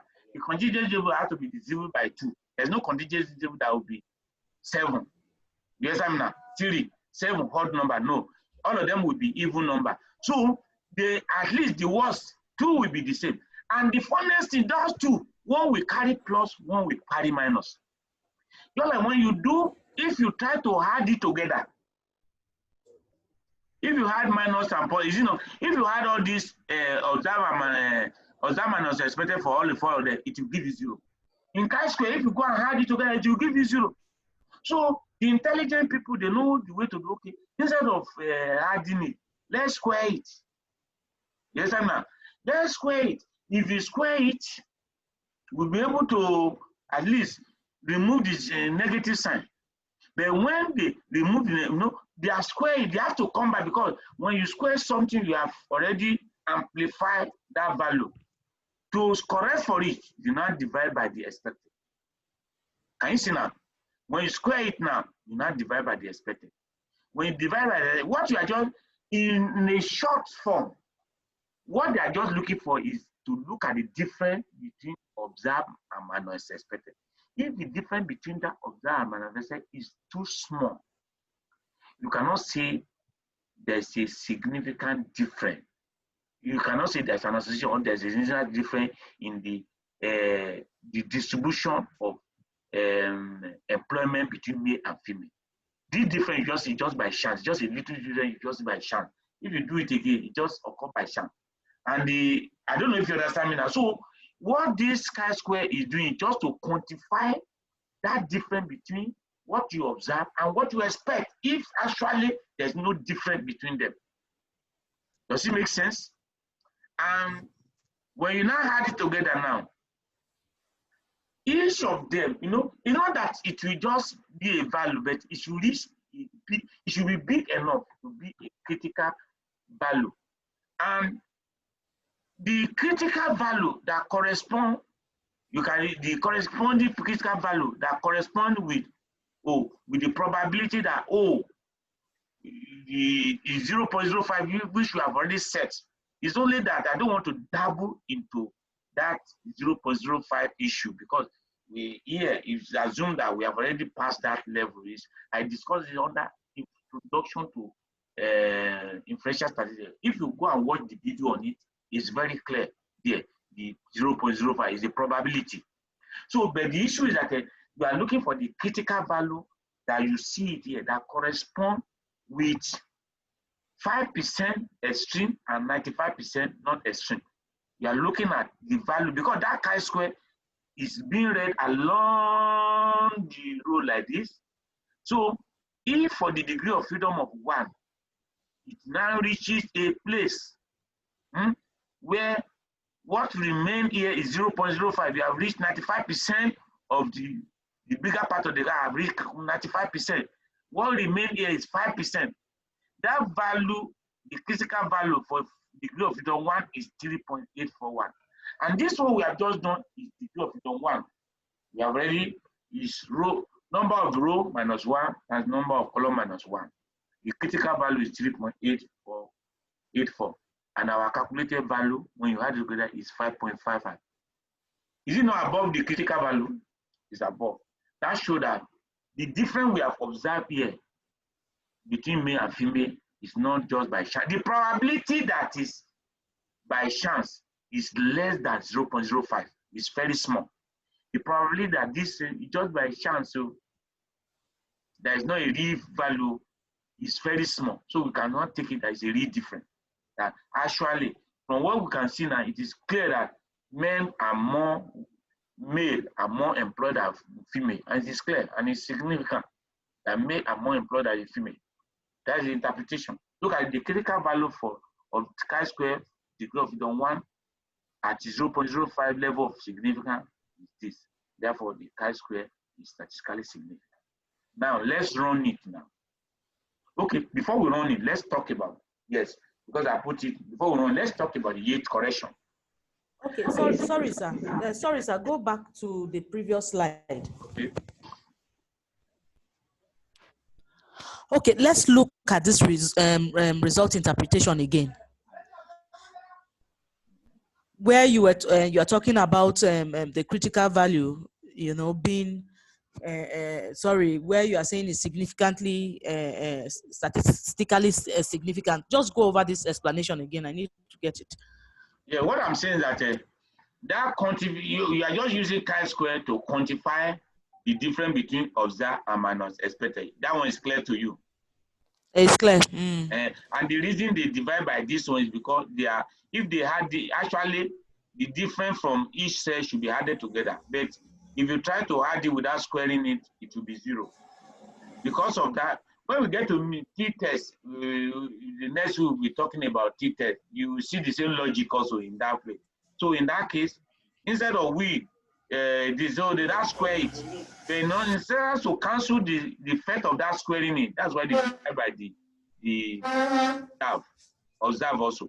But the chi-square just know is trying to quantify the difference between observed and minus expected. If the difference, when will you say the difference is big enough? That's the question.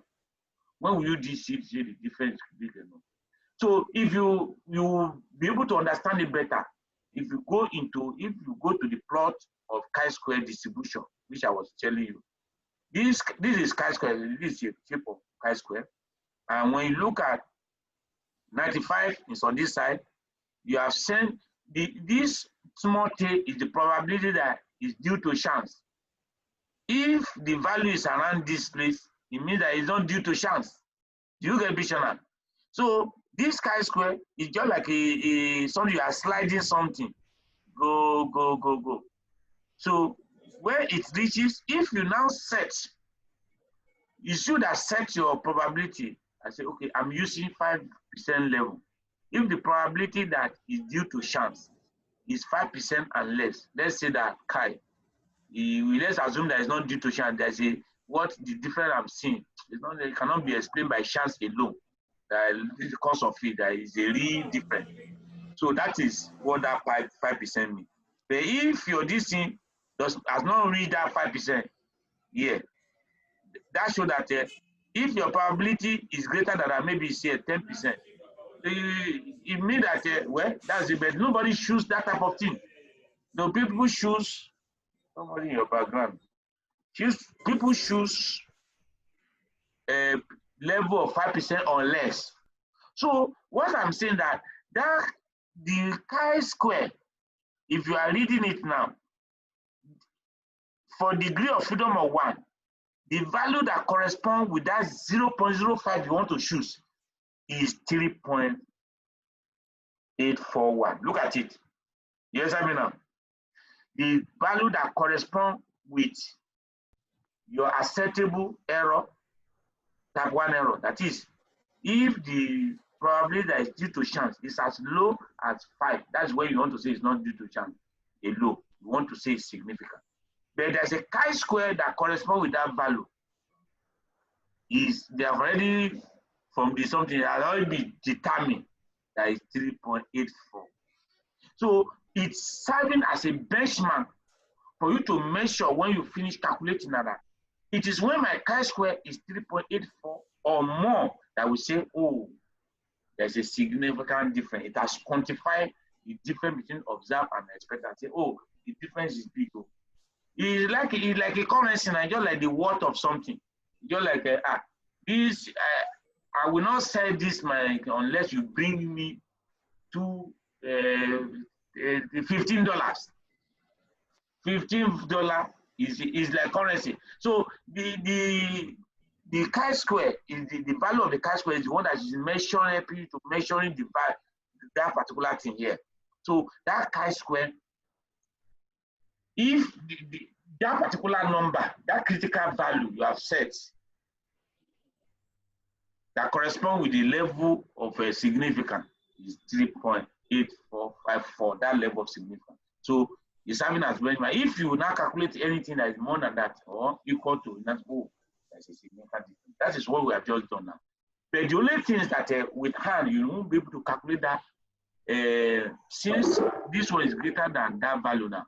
You won't be able to know the probability set unless you run it with a computer. Computer give you the probability. Then you can calculate the chi-square value and know that, yeah, it corresponds with the value that p-value that is less than 0.05. And you know that the more the critical value increases, the more your calculated value increases, the less your probability to look at. For this graph I'm showing you now, since we have calculated the critical value for degree of freedom 1 is 3.84, and we have calculated 5, that shows that that thing is here, around here, moving forward. Do you get the picture now? It's so that it's so significant. It can move forward, that thing can move, because here is 3.84, and we have calculated 5.5 something. That shows that it's around here, something like that. So it's significant. Does it make sense? Yes, sir. The more you do it, the more you concentrate. Any other question from any angle? So that is before we move further, so that it does not end there. Before we move further, any question? Let me explain yield correction. Okay, now I have one diagram to show better. I didn't know where I will still look for it to explain better this yield correction. So this yield correction, Professor Yates is one of the prominent statisticians that felt that, okay, to prevent overestimation of statistical significance for small data. He believed that whenever you have, what do you mean by drawback to him is when the contingency table is 2 by 2, that's the smallest you can have, 2 by 2 contingency table. he felt that you should make some adjustment. But people are already criticizing him also that unfortunately he tend to overcorrect. Typically, what does he use? Chi-square analysis with degree of freedom of 1. That is 2 by 2 table. That is the only one with degree of freedom of 1. There's no, so the degree of freedom of 1, 2 by 2 table. Because this one just is the degree of freedom of 1. So expected frequency of less than 10 in at least one cell. Is it any of those 4 cells? You have 2 by 2 table, any of those 4. If you have expected frequency less than 10 in at least one cell. So statisticians argue that expected frequency lower than 5 should trigger the use of yield correction. It's telling you the reason for using yield correction. Others argue that yield correction should be used in all 2 by 2 tables. Can you see that? And that is what trigger all those. At the higher level also, many people, experts, they disagree. They disagree on some things. So you go to see. So if you look at it now, when it is 2 by 2, they say yield correction. Okay? If you look at that 3 school of thought here, some people say that it is only when the expected frequency is less than 10, not the observed frequency expected. Then some people say that when it is less than 5. Some people say that in fact any 2 by 2 table you use yield correction. And what does it entail is yield correction. Look at it. What it just do is that. Yes, sir, can I look at that? I was looking at that list. That's the slide before this one on why we use the yields. There was something I saw typically used in chi-square analysis with expected frequencies of less used to prevent overestimation. Okay, I've seen what. Okay, thank you, sir. What you mean by overestimation is trying to say that the one we have calculated now is too big. It may be too big. So that shows that something that should not be significant may go and be significant. That's what it means overestimation. Okay. So you want to slash it down. Okay. What it does is that if you remember, you yourself said, even chi-square itself is a continual probability distribution. The distribution itself is a continual probability distribution. But you used to look at association between categorical variables. So what it just does, what it just did is that when this difference between observed minus expected, that observed minus expected, that difference you are calculating, remove 0.5 from it, 0.5 from each of them. Look at it now. For each of them, you remove 0.5. Why you see that slide mean absolute value? It's not mathematical subtraction. It's absolute. What you mean why it's not arithmetical subtraction is that, if you say, if in a situation where, like for this one now, when you have minus, what you should first do is to first of all add the 2 minus together and remove. That's what you do mathematically. That is, you are minusing both of them from this 40. No. What is that? Look for the difference of the 2, irrespective of that minus or plus, absolute value, you remove 0.5 from it. If you remember, all of them were 9.833. You will get 9.833 minus 9.833 minus 9.833, 9.833. You now reduce it to 9.33, minus 9.33. So you just remove 0.5 from each of them. But if you make mistake to go and remove arithmetic, you calculate arithmetic difference. At the end of the day, you will not get the same value for all of them, because the one that are negative will give you different value from the one that are positive. I don't know if you get it now. You can try it. You can try it. Like this one now. If this negative, this one, no problem. It will still give you the same thing. But for this one, it will give you different thing. All those ones that have negative value, that they know. All those ones that have the value of this minus greater than this, it will give you different thing. You understand me now? It will give you different thing, like this and this. It will give you different thing. Okay. Yeah, it will give you. It will not give you exact. It will not give you that 9.3 something. It will even give you 10 points, 10 point something. because it will force you to not add it. So now, when you do it now, look at the correction. It has slashed it, something that was 5.5, 5.0, just slash it down. But if you look at it also, it's still significant, right? If you go to, it's still more than the critical value. So this is just another way of doing it, the more complex mathematical way, so that the issue of decimal is removed. It gives you the, if you compute it, it gives you the same value also. You can only, can you see that it's only in the decimal? But this one is more accurate because, you know, in trying to calculate here, you have lost some value, because if you continue, this one will become 3, 3, 3, 3, 3. You have stopped it along the way. So somehow, you have lost some accuracy with it, but with this one, it's more accurate with this. But if you, at the end of the approximation also, it's still the same thing. Do you understand the yield correct? And it's only done for 2 by 2 table. That's all. You see by what you run it. Let's look at likelihood ratio chi-square. The likelihood ratio chi-square, you know, is the same, is on the alternative to Pearson chi-square. It's based on maximum likelihood ratio and likelihood theory. We will not explain the detail. The general idea there is that behind this story is that you collect some data and create a model which the probability of obtaining the observed set of data is maximized. Then you compare this model to the probability of obtaining those. They just leave this one. We will be able to understand this one better when we want to do logistic. So that's why I want to dwell into all those likelihood ratios, something. The log, hog, all the stuff, when we want to do logistic regression. But you don't even need all this one. Maybe I should even remove from this, like this sentence from this slide, but just what will make you to understand it. The resulting statistics is based on comparing observed frequency with those predicted by the model.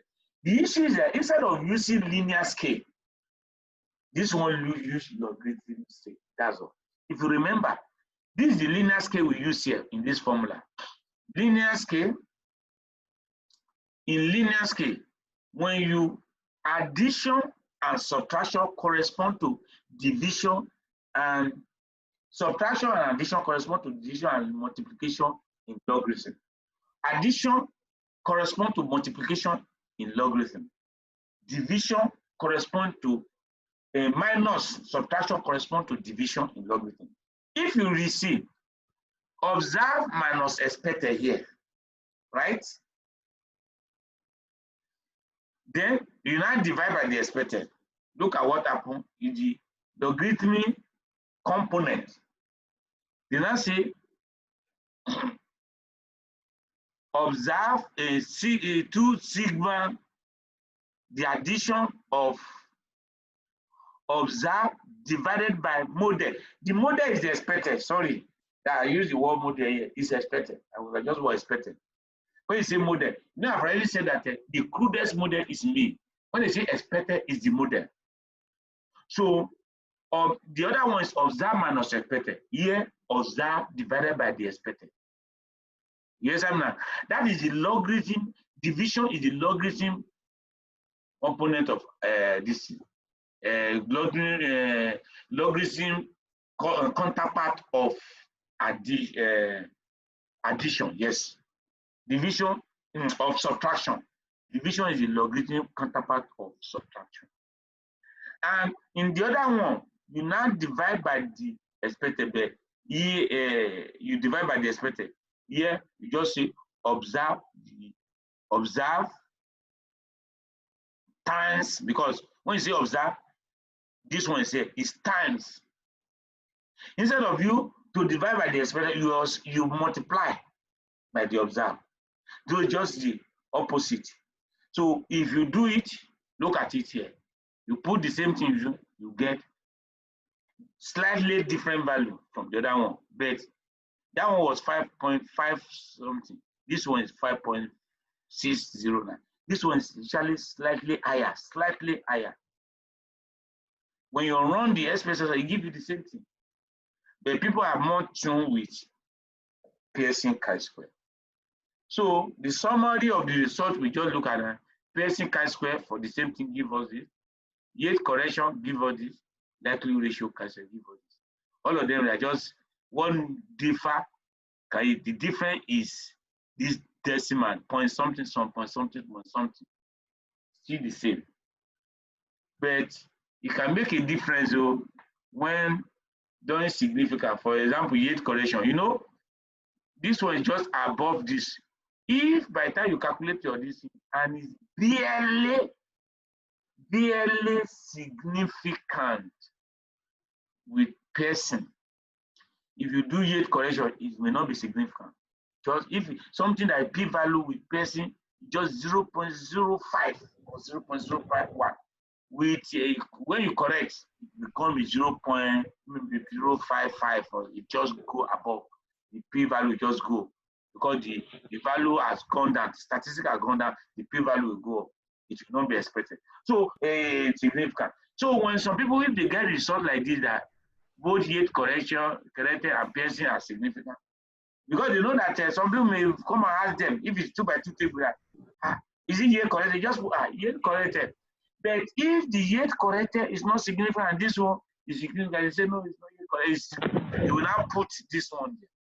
Let's run it. Oh, before we run it also, let's look at the condition for using Fisher exact, because the next one is to run it.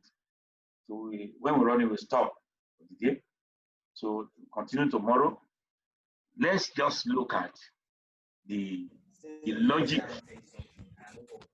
Sorry, sir, I've not eaten. I've not eaten. I'm on the field. If it's, okay, should we? if you stay longer than this, I may not get food.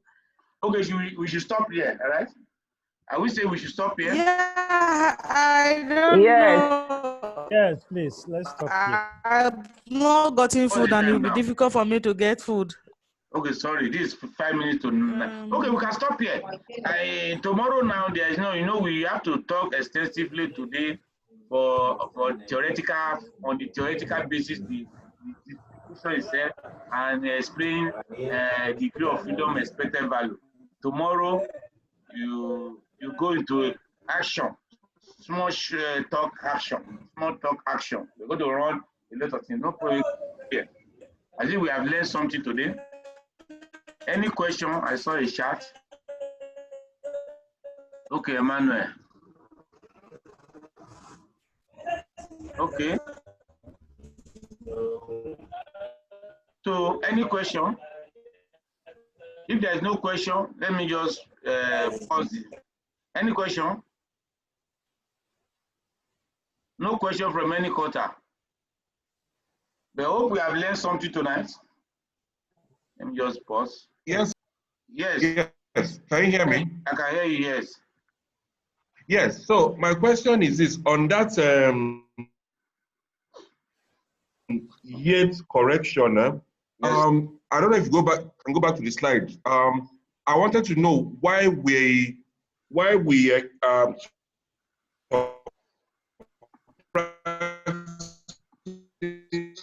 No, your voice is cracking now.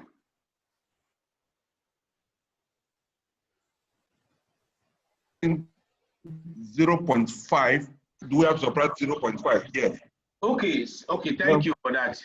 Thank you for that. Why do we have to subtract 0.5? So we cannot hear you. Your question is why do you subtract 0.5, right? Now, this is now if you look at, they call it Yates correction for continuity.